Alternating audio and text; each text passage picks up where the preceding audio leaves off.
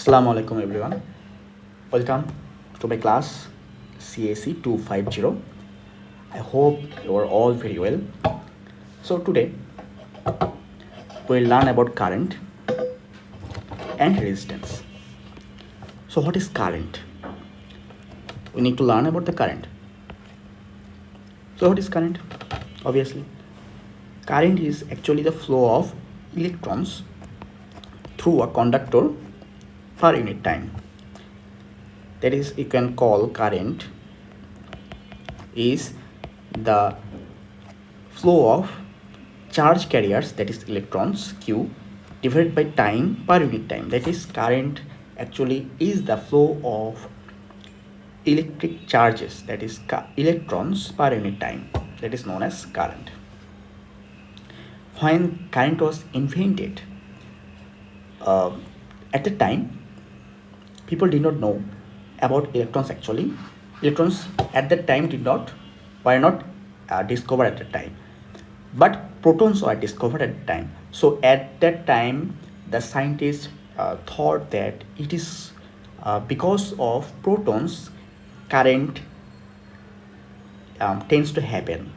That means current flows because of protons. At the time people thought that.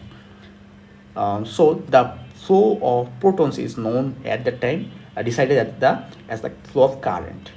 But when electrons were discovered, and people knew that electrons are very lighter than protons, almost 1850 times electrons are lighter than the protons. That at that time they understood that it is not possible for the protons to carry currents. These must be the electrons that carry currents. But already that time people had written thousands and lakhs of tons of books on electricity, and the flow of the electricity as was defined as the flow of protons. What protons, right? But this time people knew that current actually do not flow for protons, rather for electrons. But electron flows in the opposite direction of protons. So they needed to correct the part, right? But what happened that they did not correct the part.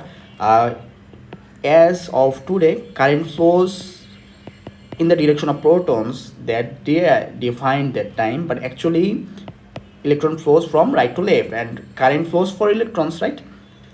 So there might be a question that this is a mistake, but why after 100 years, or that so many years later it is not corrected? We are learning the wrong thing, right? Because the flow of protons or the flow of electrons, either you think of the flow of current, it does not makes anything faulty. If you thought current flow as the flow of electrons, the measurements you will get. If you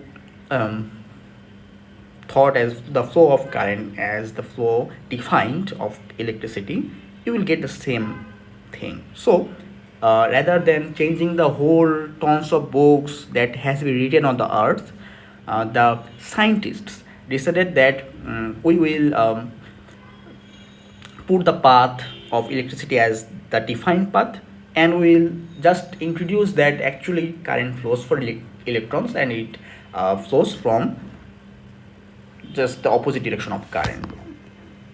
Thus it will not hamper anything, rather everything will be fine. Okay, but there is a question I have, that is, does electron flows only forward? Actually not. Depending on the flow of electrons, current is divided into two parts. One is DC current and the other is AC current. Okay, so today I will give you just a bit of knowledge on DC current and AC current. What is DC current?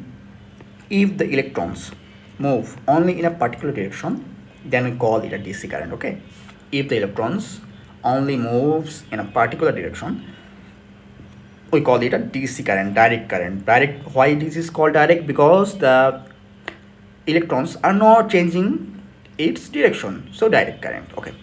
So AC means what? Alternating current. That means electron must change its path, right? Yes, this happens. And because electron changes its path, its name is uh, named after it, alternating current. Okay. What happens in AC current? When an electron moves from left to right, after some time it stops, and then where it has been stopped, from there it turns back and reverses its direction of flow and moves from right to left. After reaching its initial position, it stops and again it starts to move from right to left and left to right. And this happens and happens, left to right and right to left. It happens and happens. So the electron moves its direction, right? And that's why it's called alternating current. Alternating means the direction is changed to 100-degree opposite. Okay. So in DC current, electron actually flows from a particular direction. That means electron actually travels the path from the source to the bulb to the resistance to everything and comes to the source again. But in alternating current, what happens? Electrons never moves its position. Actually, it only moves right and left, but it remains in its original position. Actually, if you after a full you can say cycle, you will see that it is in its final position. That means actually electron doesn't flow in alternating current. But what happens?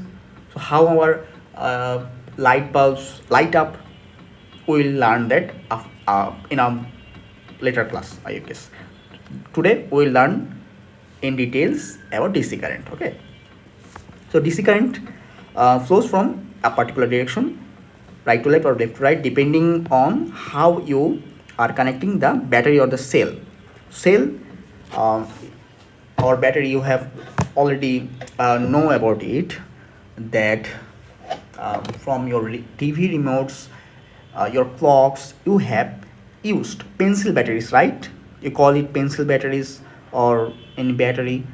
Actually, that is not battery, that is cell. The one you use in your clocks or TV remotes, that are actually cells. That is cell. And when it two or three cells are put together, we call it a battery. Okay. So already we know from our HEC learning that current flows from high potential to low potential. That means current flows from positive side to negative side.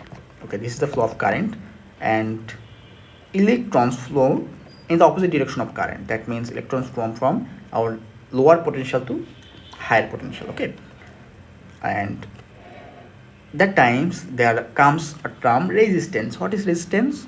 This wire I have drawn here, it is made of atoms, right? Let us think that it is a copper wire. Okay, so there are atoms, billions of atoms in that wire. Let us, this is wire atom, and valence electron, one of the valence electrons from this atom is popped out and reached the conduction band. So this is like that, and we can see that from the outside. If you see this wire from outside, you will it will feel that the atoms are floating on a sea of electrons. Okay, the atoms are floating on the sea of electrons. You will find that very fascinating. So when you adjust a battery to this wire or a cell to this wire, what happens? This the lower potential pushes electrons and the higher potential attracts electrons, right? So the electrons tries to move from right to left. Okay, let us, there are more atoms. Okay, so when these electrons tries to move from right to left, these electrons collides with the atoms of the wire, atoms or the electrons of the wires. Okay, that is called scattering happens there. So electrons collide with the atoms or the electrons of the atoms and turns back. So some of the atoms are creating resistance to the electrons flow, right? This property of resisting the flow of electrons is known as resistance. Okay, this is known as resistance. Okay, this is resistance, and we have learned already what is AC and what is DC current, and how the history of why current, direction of current and direction of electricity is in the opposite direction. So I think we have a very little time today. I would love to close this lecture today, and if I get a chance, would like to teach you more in future, inshallah. So thank you for my class. I hope you are all the best. I wish you all the best. And today, thank you for paying attention. Thank you very much.